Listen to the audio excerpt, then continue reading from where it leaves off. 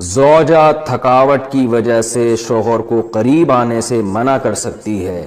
اگر گھر کے کام کاج کی وجہ سے، تھکاوٹ کی وجہ سے عورت اپنے شوہر کو قریب نہ آنے دے تو کیا ایسا کرنا بھی گناہ ہوگا؟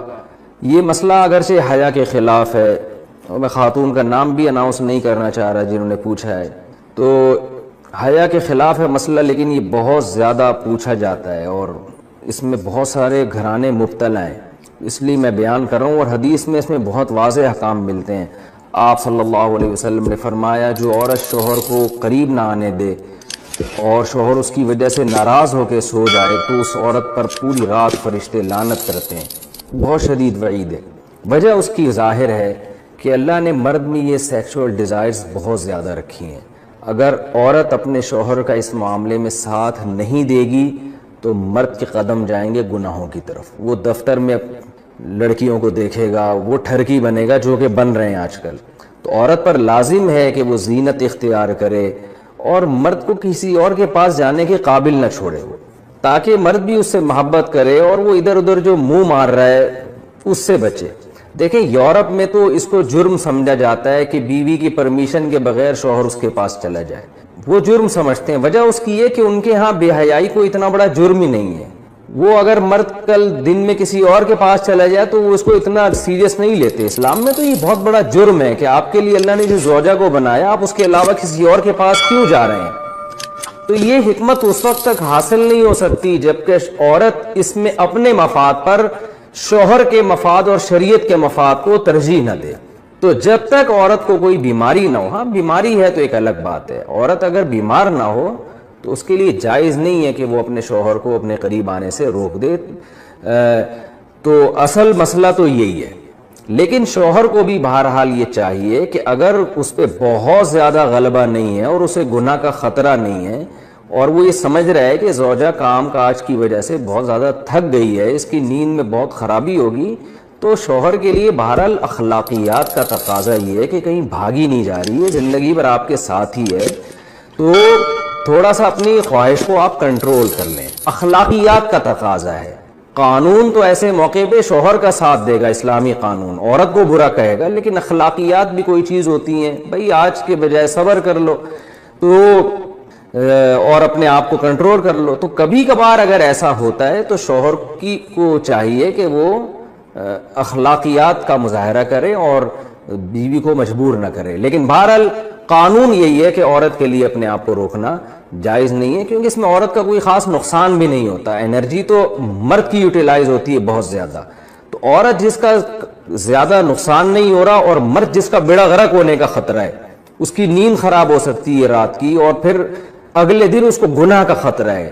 جب انسان کی ڈیزائرز پوری نہیں ہوتی وہ تو بعض دفعہ درندہ بن جاتا ہے۔ یہ جو آج کل اتنے واقعات ہو رہے ہیں ریپ کے اور جو قتل کے واقعات ہو رہے ہیں اور یہ جو بدماشیاں پھیل رہی ہیں، یہ زیادہ تر انہی لوگوں کی ہے جن کی یہ حلال طریقے سے خواہش پوری نہیں ہو رہی اور وہ مطمئن نہیں ہو پا رہے، تو وہ پھر اس طرح کی حرام کاریوں کی طرف جاتے ہیں۔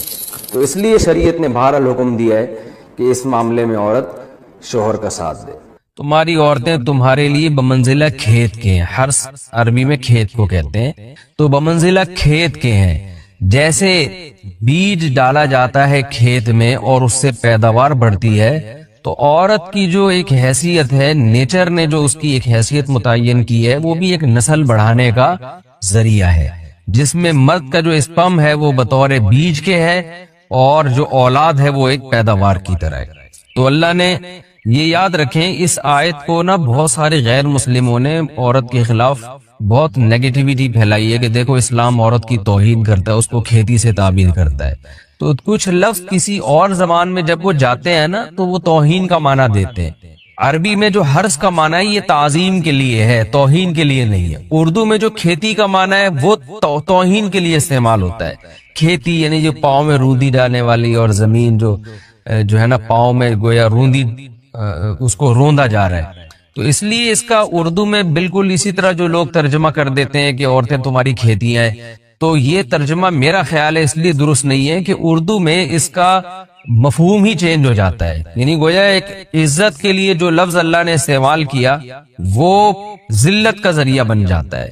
تو اس لیے کسی بھی زبان میں جب ہم کسی بھی لفظ کا ترجمہ کرتے ہیں تو اس زبان کے ہمیں محاوروں کو دیکھنا چاہیے کہ اس زبان میں یہ لفظ کس معنی میں استعمال ہو رہا ہے۔ مثال کے طور پر ہو سکتا ہے کتا کا لفظ کسی زبان میں وفاداری کے لیے استعمال ہوتا ہو، کسی کو لوگ ڈاگ کہتے ہو تو اس کا مقصد ہوتا ہے وفادار انسان ہے، لیکن ہمارے یہاں اردو میں گالی ہے وہ، اور آپ بولیں کہ بھئی وہ فلاں قوم ڈاگ کہتی ہے تو ہم کتا کہیں گے، تو آپ جب اس کا ترجمہ اردو میں کریں گے تو کتے سے نہیں کر سکتے۔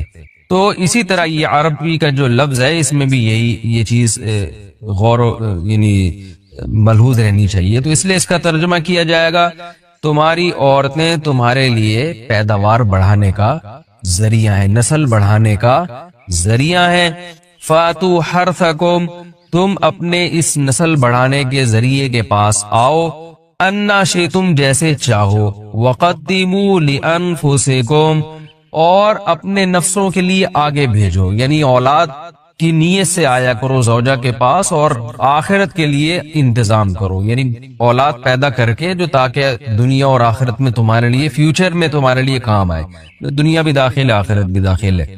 تو یہ اس آیت کا بھی ایک شان نزول ہے کہ صحابہ کرام تو چونکہ جو خواتین تھیں مکہ میں صدیوں سے وہ لوگ آباد تھے، ان کے سفر خاص طور پہ عورتوں کے سفر بہت ہی کم ہوا کرتے تھے، تو جب ہجرت ہوئی ہے اور جو ہے نا ہجرت کر کے بہت ساری صحابیات مدینہ آئی ہیں، تو مدینہ میں ان کے نکاح دوسری قوموں میں ہوئے، پھر انصار صحابہ سے بھی ہوئے، تو چونکہ تقویٰ تھا ان خواتین میں، للہیت تھی، تو بعض جگہ ایسے واقعات ہوئے کہ میاں بیوی کے جو آپس کا ریلیشن ہوتا ہے، ظاہر ہے وہ ہر قوم میں اور ہر جو ہے نا شخص کا مزاج دوسرے سے مختلف ہوتا ہے، تو بعض مردوں نے اس طرح سے اپنی زوجات کے ساتھ ہم بستری کی کہ ان خواتین کو پھر اشکال ہوا کہ پتہ نہیں اس طرح سے ہم بستری کرنا جائز بھی ہے یا نہیں ہے، تو انہوں نے نبی صلی اللہ علیہ وسلم سے یہ مسئلہ پوچھا کہ یا رسول اللہ ہمارے شوہر ہمارے پاس اس طرح سے آتے ہیں تو کیا یہ جائز ہے یا نہیں، تو ان کے سوال کو بھی مبہم رکھا گیا اور قرآن نے اس کے جواب کو بھی کنایتاً بیان کیا، کیونکہ مسئلہ بظاہر حیا کے خلاف ہے، تو قرآن جب بھی کوئی ایسی بات ہوتی ہے تو اشارتاً کنایتاً اس کا تذکرہ کر دیتا ہے تاکہ مسئلہ بھی واضح ہو جائے، کیونکہ ظاہر ہے اس کی ضرورت تو قیامت تک آنے والے انسانوں کو پڑ سکتی ہے نا، یہ تو ہر میاں بیوی کا اپنا ایک ذاتی مسئلہ ہوتا ہے کہ ہمیں کس طرح سے پرمیشن ہے کس طرح سے پرمیشن نہیں ہے، تو اللہ تعالیٰ نے بھی اشارتاً ہی اس حکم کو قرآن میں بیان کر دیا۔ قرآن میں اس لیے بیان کیا کہ تاکہ اس میں کوئی اجتہادی اختلاف کی گنجائش نہ رہے، تو اللہ نے قرآن مجید میں بیان کیا، فرمائے نساؤکم حرث لکم، تمہاری جو ازواج ہیں تمہاری جو بیویاں ہیں وہ تمہارے لیے بمنزلہ کھیت ہیں۔ کھیت کا مطلب کیا ہوتا ہے؟ پیداوار بڑھانے کا ذریعہ۔ تو اس میں سب سے پہلا مسئلہ تو قرآن نے یہ بیان کر دیا کہ زوجہ سے جو ہم بستری ہے وہ صرف اسی راستے میں جائز ہے جس سے اولاد ہوتی ہے، کیونکہ عورت کو اللہ نے بنایا ہے نسل بڑھانے کے لیے، تو کوئی بھی ایسا ہم بستری کا طریقہ اختیار کرنا جو نسل بڑھانے کا ذریعہ نہ ہو، یعنی وہ نیچرل نہ ہو، تو وہ حرام ہے۔ تو اس میں اللہ نے یہ حکم دے دیا، تو اس سے صاف یعنی حدیث سے بھی پتہ چلتا ہے اور تمام فقہاء کا اجماع بھی ہے اس آیت کی روشنی میں کہ مسئلہ تھوڑا حیا کے خلاف ہے، لیکن میرا خیال ہے بتانا ضروری ہے کہ پچھلے راستے سے عورت سے ہم بستری کرنا بالکل حرام ہے، ناجائز، اور نبی صلی اللہ علیہ وسلم کی اس پہ بہت شدید لعنت ہے، بہت شدید وعید ہے، تو یہ بالکل اللیگل ہے اسلام میں کہ عورت کے پچھلے راستے سے اسے ہم بستری کی جائے۔ جو لوگ لڑکوں سے بدفعلی کے عادی ہوتے ہیں ان کو یہ ایک چسکا لگ جاتا ہے، تو یہ حرام ہے، ناجائز ہے، کیونکہ اللہ نے بتا دیا کہ یہ تمہارے لیے بمنزلہ کھیت کے ہیں۔ تو اس میں قرآن نے وہ جو سوال تھا نا اس کی طرف اشارتاً جواب دے دیا، اور آگے فرمایا فاتو حرثکم، تم اپنے کھیت کے پاس آؤ، یعنی پیداوار بڑھانے کا جو ذریعہ ہے اس جگہ کی طرف آؤ، انا شئتم جیسے چاہو، یعنی باقی جس طرح سے تم چاہو زوجہ سے ہم بستری کر سکتے ہو، اس میں کوئی خاص طریقہ متعین نہیں ہے، میاں بیوی کا ایک دوسرے سے کوئی پردہ نہیں ہے، ہن لباس لکم انتم لباس لہن، یہ دونوں ایک دوسرے کے لیے لباس ہیں، تو اس میں طریقہ کار کوئی بھی ہو سکتا ہے کسی بھی طرح سے کرنا چاہو ایک دوسرے سے لطف اندوز ہو سکتے ہو، لیکن فاتو حرسکم آنا موضع حرس میں ہے۔ حرس کا مطلب اس جگہ کی طرف آنا ہے جہاں سے نسل بڑھتی ہے، کسی اور راستے کی طرف۔ اس سے صاف طور پر جو ہے نا وہ جو فاسق فاجر لوگوں کی جو برائی ہے، جو لڑکوں سے بدفعلی کے نتیجے میں پیدا ہوتی ہے، اس کا اللہ نے قلع خما کر دیا کہ اس کی اسلام میں بالکل اجازت نہیں ہے۔ باقی طریقہ کار کیا ہوگا یہ تمہارے اوپر، اس کی اللہ نے تمہیں اجازت دی ہے۔ وَقَدِّمُوا لِأَنفُسِكُمْ، اور چونکہ بار بار حرس کا متحدہ عرب امارات، اگر کوئی عورت کسی اگر کوئی خاتون خود لذتی کرے اور انزال نہ ہو تو ایسی صورت میں غسل فرض ہوگا یا نہیں؟ حیا کے خلاف مسئلہ ہے، لیکن آج کل پوچھا جا رہا ہے بہت زیادہ۔ تو یہ بیماری آج کل عورتوں میں بھی آ گئی خود لذتی کی۔ تو اگر انزال نہیں ہوتا، ڈسچارج نہیں ہوتی تو غسل فرض نہیں ہے۔ اگر ڈسچارج ہو جاتی ہے تو پھر غسل فرض ہوگا، اور گناہ بھی ہوگا، توبہ استغفار کرنا چاہیے۔ دوران غسل کانوں کے چھید میں پانی پہنچانا۔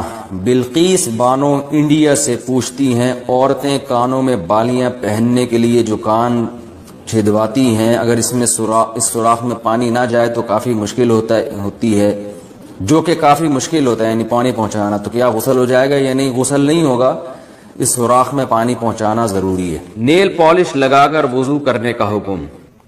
اگر عورتوں نے میک اپ کیا ہوا ہو، پھر ان کے ناخن پر نیل پالش لگی ہوئی ہو، تو کیا اس حالت میں وضو کر سکتے ہیں یا ان سب کو ہٹا کر وضو کرنا ہوگا؟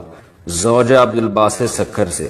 نیل پالش جو نارملی آتی ہے اس میں پانی نہیں جاتا، تو اس کو ہٹا کر وضو کرنا ہوگا۔ باقی میک اپ تو جہاں تک ہمیں معلومات ہیں اس میں پانی چلا جاتا ہے، لیکن اگر کوئی ایسا میک اپ ہے جس کی باقاعدہ تہ جم رہی ہے اور اس پہ پانی نہیں جا رہا، اور اس کا طریقہ میں بتاتے رہتا ہوں کہ کاغذ پہ اس کو لگائیں اور دیکھیں اس کے اندر پانی کا ٹپکا گرا کے پانی اس میں جذب ہوتا ہے کہ نہیں ہوتا۔ اگر ہو رہا ہے تو اس کا مطلب وضو ہو جائے گا، نہیں ہو رہا تو اس کا مطلب کہ چہرے پر بھی جب یہ میک اپ لگا ہوگا تو پانی اس میں نہیں جا رہا، ایسی صورت میں وضو نہیں ہوگا، غسل نہیں ہوگا۔ نیل پالش کا کچھ حصہ رہ گیا تو نماز اور غسل کا حکم۔ بنت عبد المنعم کراچی سے، کیا اگر کسی حائضہ عورت نے نیل پالش لگائی اور پاک ہونے کے بعد یا ایک دو دن کے بعد دیکھا کہ نیل پالش کا کچھ حصہ باقی رہ گیا ہے، تو کیا نمازیں اور غسل دہرانا ہوگا اور روزے کا کیا حکم ہے؟ جی ہاں، دہرانا ہوگا، کیونکہ اتنا سا بھی اگر ایک بال کے برابر بھی جگہ خشک رہ جائے تو نہ وضو ہوتا ہے اور نہ غسل ہوتا ہے۔ غسل کے وقت کان کی بالیاں اتارنا ضروری ہے کیا؟ حیض کی حالت میں کانوں میں جو بالیاں پہنی جاتی ہیں یا ناک میں پہنا جاتا ہے، کیا غسل کرتے وقت اس کو دھونا لازمی ہے؟ بنت عنایت ڈیرہ اسماعیل خان۔ جی ہاں، دھونا لازمی ہے۔ اگر ہلانے سے پانی اندر پہنچ جاتا ہے تو نکالنا ضروری نہیں ہے۔ اگر ہلائے بغیر، یعنی وہ جو ناک میں ہے یا کان میں بالی ہے اس کو نکالے بغیر سوراخ میں پانی نہیں پہنچتا تو پھر اس کو دھونا لازم ہے، یعنی اس کو کھولنا اور پانی پہنچانا لازم ہے۔ وہمی نہ بنے، تھوڑا سا بھی یوں کریں تو پانی پہنچ جاتا ہے آرام سے۔ اس کو ہلا لیں اچھی طریقے سے، بالی کو، کانوں میں جو خواتین کے بالیاں ہوتی ہیں، پانی پہ چھینٹا ڈال کے نا اچھی طرح سے بالی کو ہلا لیا جائے اور پانی پھینکا جائے تو پانی پہنچ جاتا ہے۔ غسل کا صحیح طریقہ کیا ہے؟ بنت یوسف۔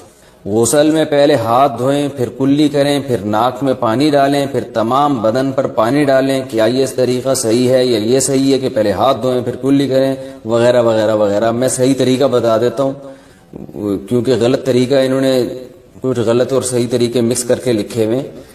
تو صحیح طریقہ یہ ہے کہ سب سے پہلے آپ اپنے ہاتھ دھوئیں، اس کے بعد جہاں گندگی یا نجاست لگی ہے وہ گندگی اور نجاست اچھی طرح دھوئیں اور استنجا کریں۔ اس کے بعد آپ مکمل وضو کریں جیسے ہم پراپر وضو کرتے ہیں، اور پھر اس کے بعد آپ پورے جسم پہ پانی ڈالیں۔ یہ طریقہ ہے وضو کا، غسل کا۔ لیکن اگر آپ نے یہ طریقہ اختیار نہیں کیا اور ویسے ہی پورے جسم پہ پانی ڈال کے بہا دیا تو بھی غسل ہو جائے گا اور وضو بھی خود بخود ہو جائے گا اس میں، لیکن سنت طریقہ وہی ہے جو میں نے آپ کو بتایا۔ پاکی کے بعد دوبارہ خون آنا۔ انڈیا سے کسی نے پوچھا ہے کہ جی اگر حیض کے دنوں میں اچھی طرح خون نہ آئے اور پاکی حاصل کرنے کے بعد پھر دوبارہ خون شروع ہو جائے تو نماز کا کیا حکم ہے؟ کسی خاتون کو بلیڈنگ آئی جن دنوں میں آیا کرتی تھی، اور جو ان کا ٹائم تھا بلیڈنگ کے بند ہونے کا اس کے بعد بھی آتی رہی، تو 10 دن سے پہلے جب بھی خون آئے گا نا، 10 دن سے پہلے اگر وہ خون بند ہو گیا تو یہ کنٹینیو حیض ہی کا خون کہلائے گا۔ میں اس کو مثال سے سمجھاتا ہوں۔ دیکھیں کسی خاتون کی عادت ہے 5 تاریخ سے لے کے ان کو 10 تاریخ تک خون آتا ہے، اگلے مہینے 5 تاریخ کو خون شروع ہوا، 10 تاریخ کے بعد بھی کنٹینیو رہا، 11 تاریخ کو آیا، 12 تاریخ کو آیا، تو یہ کنٹینیو حیض ہی ہے۔ اب اگر 15 تاریخ سے پہلے بند ہو گیا تو اس کا مطلب 10 دن سے پہلے بند ہو گیا، تو جتنے دن میں بند ہوا وہ سارے دن حیض ہی کے کہلائیں گے۔ 7 دن میں بند ہوا تو 7 دن حیض کے۔ اگلے مہینے یہ سمجھا جائے گا بھئی اس خاتون کی عادت چینج ہو گئی، اب 7 دن حیض کے ہو گئے ہیں۔ لیکن خوب سمجھ لیں، اگر کسی خاتون کی عادت تھی 5 تاریخ سے لے کے 10 تاریخ تک حیض آنے کی، اب اس مہینے کیا ہوا کہ 5 تاریخ سے لے کے 10 تاریخ تک، پھر 11 کو بھی، 12 کو بھی، 13 کو بھی، 14 کو بھی، 15 کو بھی، اب 10 دن ہو گئے، 10 دن کے بعد 16 کو بھی خون آیا ہے، اس کا مطلب 10 دن سے زیادہ آ گیا۔ تو 10 دن سے زیادہ کبھی بھی حیض نہیں ہوتا، تو یہ اس کی علامت ہوگی کہ یہ جو ان کی عادت تھی نا 5 دن خون آنے کی، وہ تو خون کے دن کہلائیں گے، 5 دن سے زیادہ جو خون آیا ہے وہ خون استحاضہ کا کہلائے گا، لہذا اس میں جو نمازیں انہوں نے چھوڑی ہیں ان کی قضا ان پر لازم ہوگی۔ جیسے 5 تاریخ کو خون آیا، 10 تاریخ کو بند ہونا تھا، عادت ان کی یہی تھی کہ 10 تاریخ کو بند ہو جاتا تھا، اس دفعہ نہیں ہوا، تو اگر 10 دن تک کنٹینیو خون آتا رہا، یعنی 15 تاریخ تک خون آتا رہا اور 15 تاریخ سے تجاوز کر گیا، تو پھر یہ سمجھا جائے گا کہ یہ سارا اضافی خون یہ استحاضے کا ہے، یہ حیض کا نہیں ہے، لہذا 5 دنوں میں جو اضافی نمازیں چھوڑی ہیں انہوں نے، وہ نمازیں ان کو لوٹانی پڑیں گی، قضا کرنی پڑے گی۔ اور اگر 15 تاریخ سے پہلے بند ہو گیا تو اس کا مطلب کنٹینیو 10 دن سے زیادہ نہیں آیا، 10 دن سے پہلے بند ہو گیا تو وہ سارے حیض ہی کا خون کہلائے گا۔ تسہیل بہشتی زیور کتاب خواتین کو چاہیے گھر میں رکھیں حیض و نفاس کے مسائل سمجھنے کے لیے۔ حیض و نفاس کے مسائل ایک دفعہ اچھی طرح سے سمجھ لیں تو بہت اس میں خواتین کو مہارت ہو جاتی ہے۔ تو بہشتی زیور میں بڑے آسان انداز سے لکھے ہوئے ہیں حیض و نفاس کے مسائل۔ آج کل شرعی مسائل کی طرف لڑکیوں کی توجہ ہی نہیں ہے، ڈاکٹر بن رہی ہیں، انجینئر بن رہی ہیں، طہارت کے حکام اسلام تو آپ کو طہارت کے حکام بھی بتاتا ہے نا، تو آپ کو میڈیکل کالج میں تھوڑی بتائی جائیں گی یہ حیض و نفاس کے شرعی حکام کیا ہیں۔ تو یہ تو میڈیکل سائنس کا ٹاپک ہی نہیں ہے، نہ یہ آپ کو فزکس کیمسٹری میں یہ چیزیں سکھائی جائیں گی، یہ چیز شرعی حکام ہے۔ نماز کا طریقہ کیا ہے، غسل کا طریقہ کیا ہے، یہ ڈاکٹر تھوڑی بتائیں گے آپ کو۔ ڈاکٹر کی نظر میں تو ڈیٹول سے نہا لو، پانی سے نہا لو، ایک ہی بات ہے، دونوں میں جراثیم مر جاتے ہیں، لیکن اسلام یہ کہتا ہے آپ کو پانی سے نہانا پڑے گا، غسل پانی سے کرنا پڑے گا آپ کو۔ تو اس لیے حیض و نفاس کے مسائل خواتین سیکھیں، دینی تعلیم اتنی حاصل کرنا فرض ہے جس کا آپ کے روزمرہ کے شرعی مسائل سے تعلق ہے۔ طلب العلم فریضۃ علی کل مسلم و مسلمہ، نبی نے فرمایا کہ ہر مسلمان مرد اور عورت پر علم کا سیکھنا فرض ہے۔ تو اس کی تفسیر میں تشریح میں علماء کہتے ہیں آپ کو جن مسائل کی روزمرہ ضرورت پیش آتی ہے چاہے مرد ہو یا عورت، تو وہ علم آپ پر سیکھنا فرض ہے۔ تو حیض و نفاس تو خواتین کو واسطہ پڑتا ہے اس سے، تو لہذا ان پر لازم ہے کہ وہ یہ مسائل سیکھیں اور بہشتی زیور رکھ لیں۔ تسہیل بہشتی زیور، جامع ترشید نے بہشتی زیور کو آسان کر کے چھاپا ہے، وہ کتاب رکھ لیں، پھر کوئی بات سمجھ میں نہ آئے تو پھر علماء سے رجوع کریں۔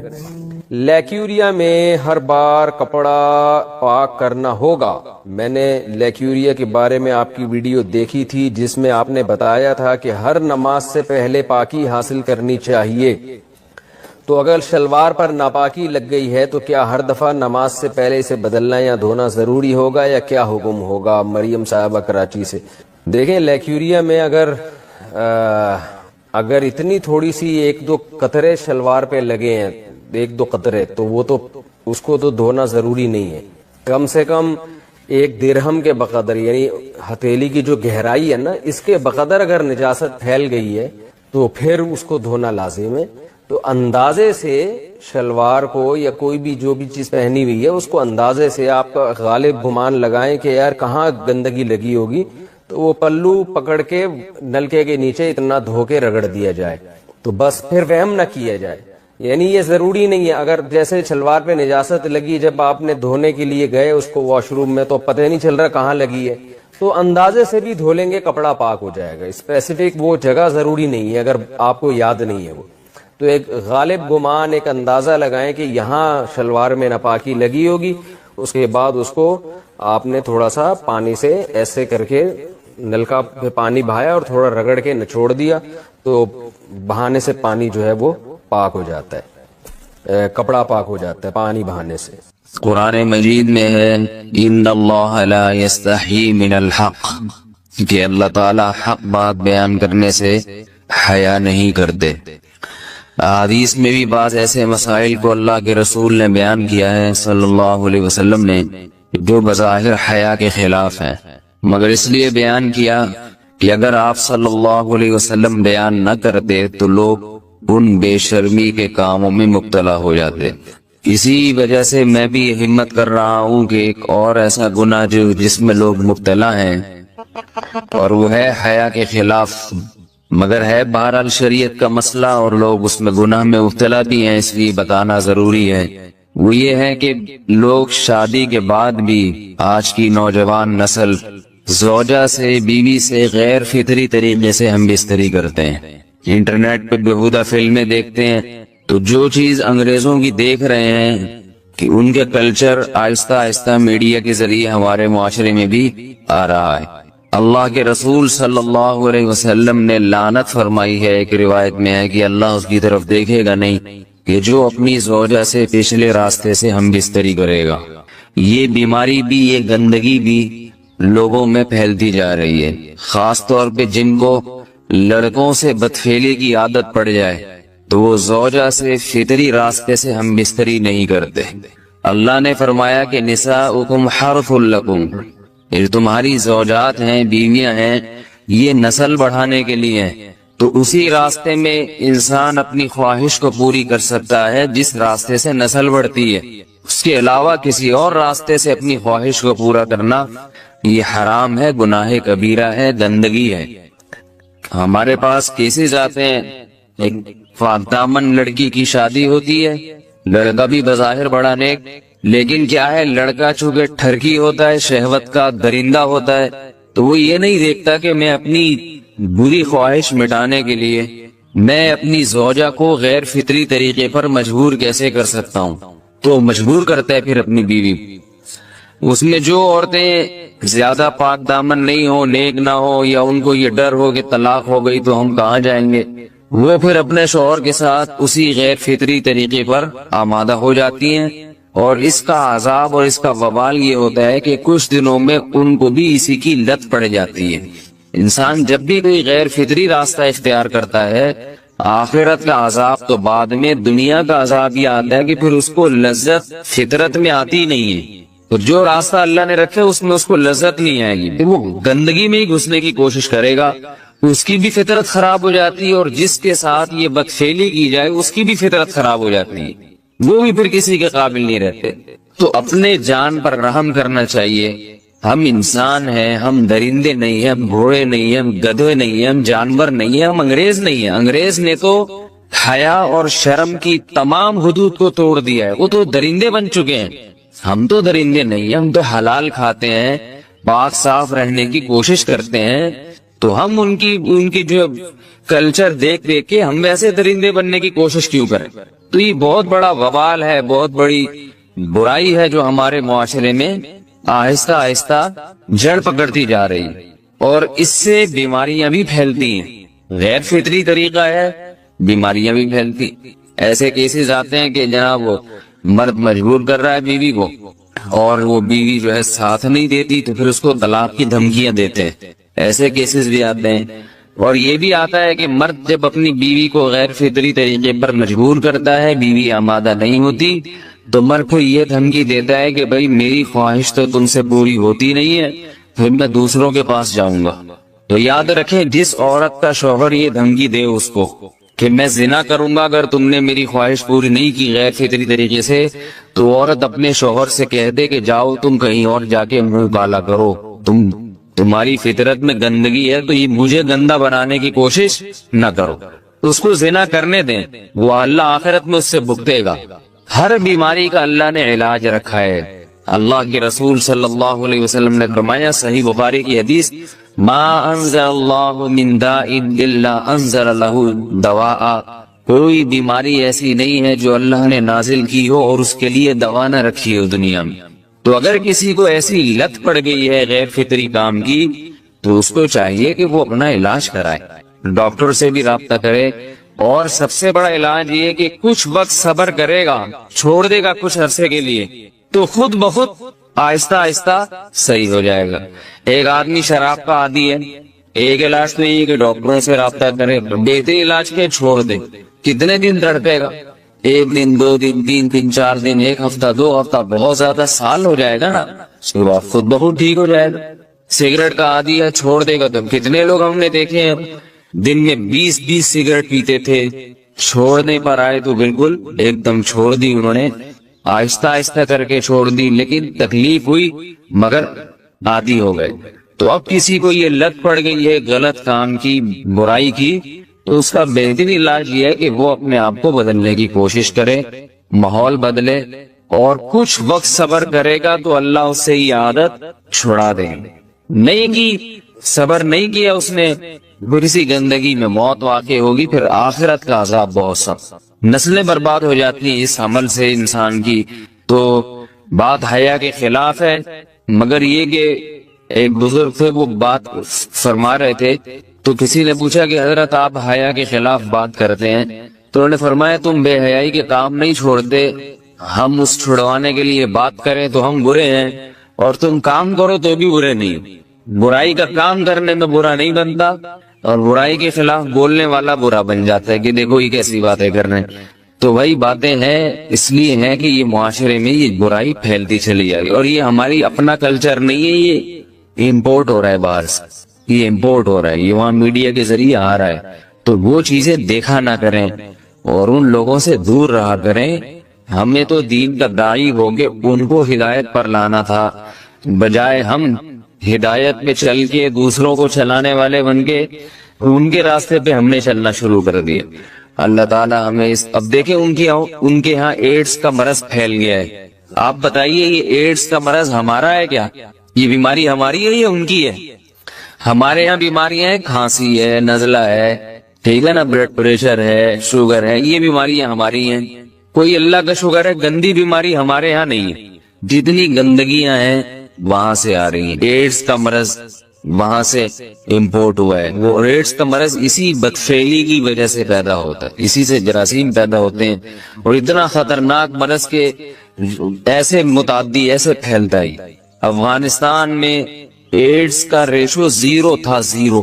وہ جانتے ہی نہیں تھے کہ ایڈز کا مرض ہوتا کیا ہے۔ جب سے امریکن آرمی، برطانیہ آرمی افغانستان میں آئی ہے، فوجی آئے ہیں، افغانوں میں ایڈز کا مرض پھیل گیا، انہوں نے وہاں بدفعلیاں شروع کر دی ہیں۔ تو وہ تو حالانکہ ان کے لیے زنا کتنا سستا ہے، کتنا سستا ہے نا ان کے لیے زنا، پھر بھی وہ لڑکوں کی طرف مائل ہوتے ہیں۔ تو اتنی گندگی، ایسا گندا جب انسان بن جائے پھر اللہ اس کے وجود کو برقرار نہیں رکھتے، اور رکھتے ہیں تو پھر آخرت میں سزا دینے کے لیے اپنے آپ کو ان گندگیوں سے بچانا چاہیے، حلال پہ اکتفا کرنا چاہیے۔ اللہ تعالی ہمیں حلال پہ قناعت کی توفیق عطا فرمائے اور پاکیزہ لوگوں میں ہمارا شمار فرمائے۔ اگر شادی شدہ عورت 40 دن میں بھی ایک دفعہ، اچھا بھائی دیکھو یہ حیا کے خلاف مسائل جو ہے نا یہ اس چینل پہ نہ پوچھا کرو۔ مرد پر لازم ہے کہ کم سے کم 4 مہینے میں بیوی سے ایک دفعہ وہ لازمی ہم بستری کرے، تو اگر وہ 4 مہینے میں ایک دفعہ بھی نہیں کرتا تو پھر جو ہے وہ دیانتاً ذمہ دار ہوگا، اس بات کا خطرہ ہے کہ وہ گناہ گار ہو، کیونکہ حضرت عمر رضی اللہ تعالیٰ عنہ نے قانون بنایا تھا کہ 4 مہینے سے زیادہ کوئی بیوی سے دور نہ رہے، تو کم سے کم اتنا ہے لازمی، تو اس سے زیادہ بھی اگر کوئی مرد بیوی کے قریب نہیں آ رہا تو پھر وہ